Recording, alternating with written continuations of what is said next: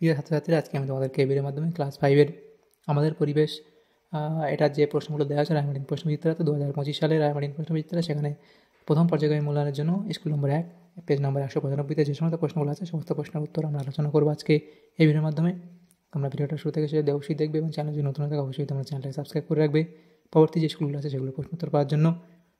আর এই যে প্রশ্নোত্তরের পিডিএফ তোমরা পরবর্তীতে আমাদের টেলিগ্রাম চ্যানেল থেকে পেয়ে যাবে। ডেসক্রিপশনে লিঙ্ক দেওয়া আছে টেলিগ্রাম চ্যানেলের, সেখান থেকে তোমরা টেলিগ্রাম চ্যানেলে যুক্ত হতে পারবে। তো দেখো, প্রথম যে 1 নম্বর স্কুলের প্রশ্নগুলো দেওয়া আছে, প্রথম দেখো 1-এর দাগে সম্পূর্ণ বাক্যে উত্তর দাও। তো প্রথম যে প্রশ্ন এখানে দেওয়া আছে দেখো, সেটা বলা হয়েছে যে অস্থিসন্ধি কাকে বলে। 1.1-এর দাগের প্রশ্ন, অস্থিসন্ধি কাকে বলে। তাহলে অস্থিসন্ধি কাকে বলে তোমরা এখানে লিখবে যে শরীরে 2 বা তার বেশি হাড়ের মিলনস্থল বা জোড়কে বলে অস্থিসন্ধি। তাহলে এটা হলো অস্থিসন্ধি কাকে বলে। এরপরে যে প্রশ্ন দেখো সেটা হচ্ছে 1.2-এর দাগের প্রশ্ন, আমাদের হাতের 5টি আঙুলে মোট কয়টি হাড় আছে।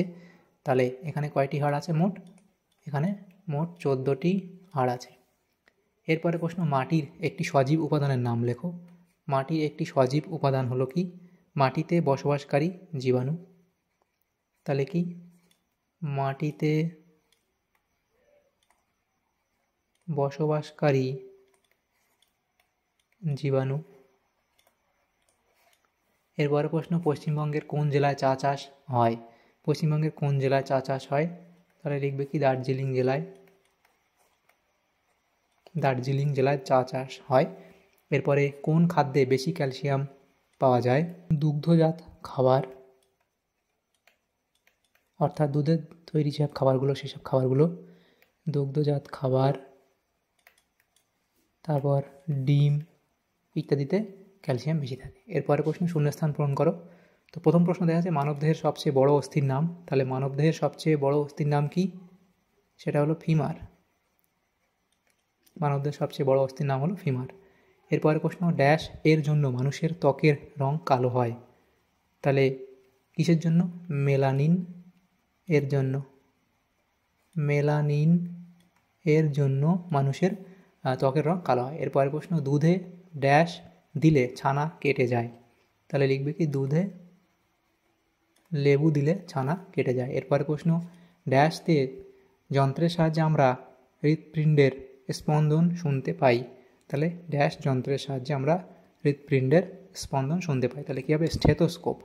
তো স্পেলিংটা লিখবে, এটা স্টেথোস্কোপ। যন্ত্রের সাহায্যে আমরা হৃৎপিণ্ডের স্পন্দন শুনতে পাই। এরপরে প্রশ্ন, ডিওটি চিকিৎসা ড্যাশ রোগের জন্য ব্যবহার করা হয়। এটা হয় কি, যক্ষ্মা রোগের জন্য। এরপরে প্রশ্ন দেওয়া আছে দেখো, সঠিক উত্তরটি নিয়ে বাক্যটি সম্পন্ন করো। প্রথম প্রশ্ন, জলে পাওয়া যায় এমন একটি মেরুদণ্ডী প্রাণীর নাম। তাহলে দেখো, জলে পাওয়া যায় একটি মেরুদণ্ডী প্রাণী, সেটা কি, মাছ। অপশান গ এখানে তোমাদের সঠিক হবে। এরপরে প্রশ্ন, যে প্রাণীটিকে ধরা বেআইনি সেটি হলো কি, সেটি হলো কি, কচ্ছপ। এরপরে প্রশ্ন, রসিক বিল অবস্থিত, সেটা কোচবিহারে। অপশান গ। এরপরে ত্বকে রোদ লাগলে কোন ভিটামিন তৈরি হয়, সেটা তোমরা জানো। অপশান খ, অর্থাৎ ভিটামিন ডি তৈরি হয় ত্বকে রোদ লাগলে। এরপরে প্রশ্ন দেওয়া হয়েছে দেখো 4-এর দাগের, নিচের প্রশ্নগুলির উত্তর দাও। এই প্রশ্নগুলো আছে, প্রথম যে প্রশ্ন আছে, ফুসফুসে যক্ষ্মা রোগ হলে কি কি লক্ষণ দেখা যায়। তো ফুসফুসে যক্ষ্মা হয়েছে বোঝার জন্য লক্ষণগুলি হলো, তো এই লক্ষণগুলো তোমরা এখানে 6টা লক্ষণ দেওয়া আছে, সেগুলো তোমরা লিখবে। এরপরে দেখো যে প্রশ্নগুলো আছে 4.2, সেখানে বলা আছে বাড়িতে কীভাবে ওআরএস তৈরি করবে। তাহলে প্রথমে জল 20 মিনিট ফুটিয়ে ঠান্ডা করে নিতে হবে। এরপর এরপর 1 গ্লাস ওই ফোটানো জলে 1 চামচ চিনি আর 1 চিমটে নুন দিলে তৈরি হয়ে যাবে ওআরএস।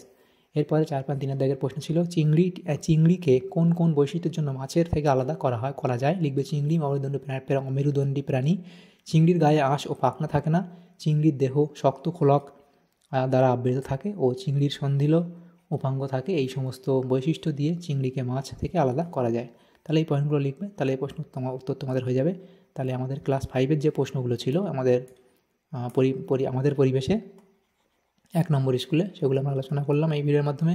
তোমাদের যদি সামান্যতম উপকার এসে থাকে ভিডিওটা অবশ্যই একটা লাইক করবে এবং বেশি বেশি করে বন্ধুদের সাথে শেয়ার করবে। আর পরবর্তী স্কুলগুলো প্রশ্নোত্তর পাওয়ার জন্য অবশ্যই তোমরা আমাদের চ্যানেলটাকে সাবস্ক্রাইব করে রাখবে। Thank you, thanks for watching.